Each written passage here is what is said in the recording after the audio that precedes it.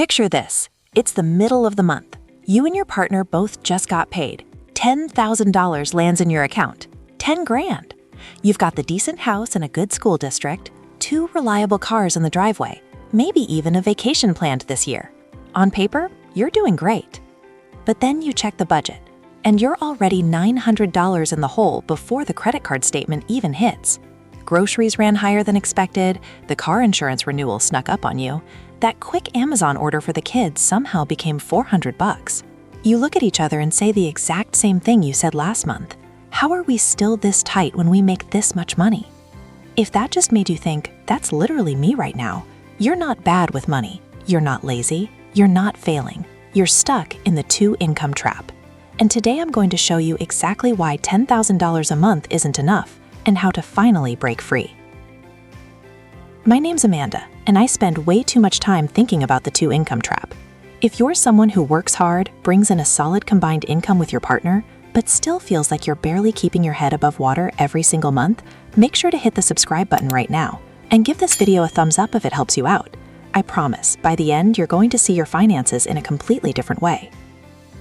Here's the thing. Most of us grew up believing a very simple equation. More income equals more security. 2 paychecks should mean double the breathing room, right? Wrong. That assumption is exactly what's keeping so many families broke, even when they're pulling in $10,000 a month. Let me hit you with some eye-opening numbers. According to recent Bank of America data, nearly 1 in 4 American households is living paycheck to paycheck, spending more than 95% of their income on basic necessities. And it's not just lower-income families. Even among households making well over $100,000 a year, a shocking percentage still feel financially squeezed. Elizabeth Warren pointed this out years ago in her book, The 2-Income Trap. A dual-income family today earns about 75% more than a single-income family did a generation ago, but they actually have 25% less discretionary income once all the bills are paid. How does that even happen? Let's make this real with actual math. Say your household brings home a clean $10,000 a month after taxes. That's $120,000 a year. Solid money. Here's what a typical, successful dual-income budget actually looks like in 2026. Mortgage or rent on a decent 3-bedroom in a good school district, $2,600 to $3,200. 2 car payments, insurance, gas, and maintenance, $950 to $1,100. Groceries and household items, $850 to $950. Childcare or after-school activities, $1,100 to $1,600 if you have young kids. Health insurance and out-of-pocket medical, $550 to $700. Utilities, phones, internet, streaming, $450 to $550. Dining out, little treats because you both work hard, $500 to $650. Student loans, credit cards, clothes, gifts, and subscriptions, $600 to $800. Add it all up and you're already at $8,200 to $9,600 before you've saved a single dollar for emergencies, retirement, or the kid's future.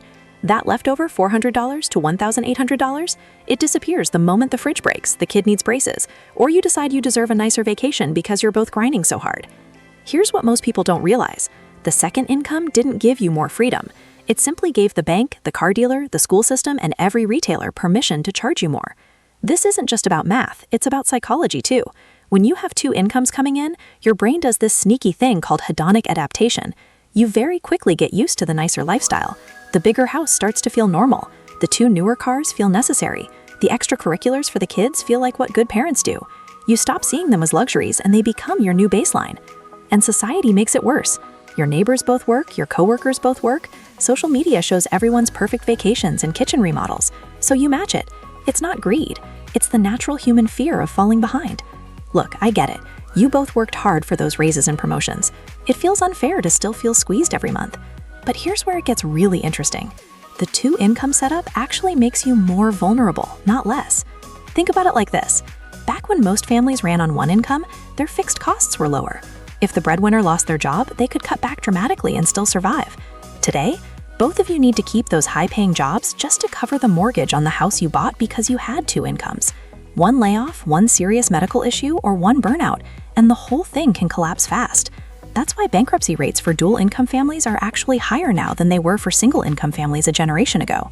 Now, you might be thinking, Amanda, housing is crazy expensive. Childcare is insane. Everything costs more. We need 2 incomes just to survive. And in many places, you're right. But here's the part nobody says out loud. A huge chunk of that need is actually self-created. The house you bought is 30 to 40% bigger than what your parents had on one income.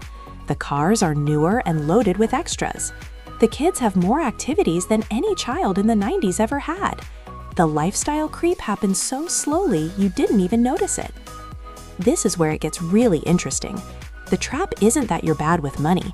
The trap is that the system and your own brain rewarded you for spending every extra dollar the moment it appeared. Let me tell you about a couple I worked with. We'll call them Mike and Sarah. Combined income around $125,000. 2 kids, nice house, 2 cars. On paper, they were winning, but every month they were fighting about money. Sarah was exhausted from her corporate job plus running the house. Mike was stressed because one bad quarter could sink them. We did the audit. Their fixed costs were $7,800 a month. They were living on 95% of their income. I asked them one simple question. If Sarah's income disappeared tomorrow, could you survive on Mike's salary alone? The answer was no, and that scared them. So they made a bold move. They decided to live on one income for a full year on purpose.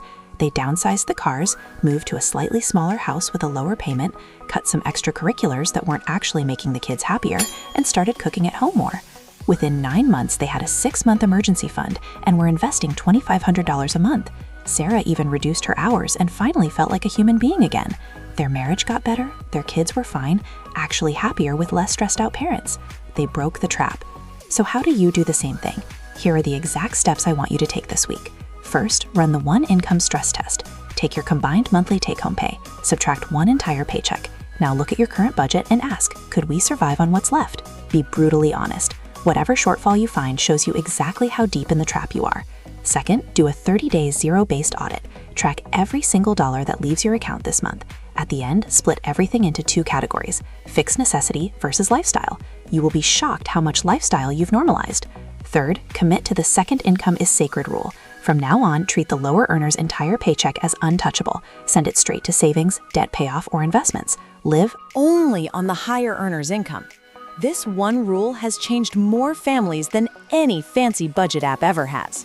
Fourth, attack the big 3 expenses: housing, transportation, and childcare. These usually eat 60 to 70% of a dual income budget. Look at refinancing if rates allow. Consider downsizing one car. Get creative with childcare, family help, job benefits, or adjusting hours. Small wins here create massive breathing room. Fifth, adopt the one income mindset, even if you keep both jobs. Start asking yourself this question with every expense. Would we still choose this if we only had one income? If the answer is no, cut it. This single question kills lifestyle creep dead in its tracks.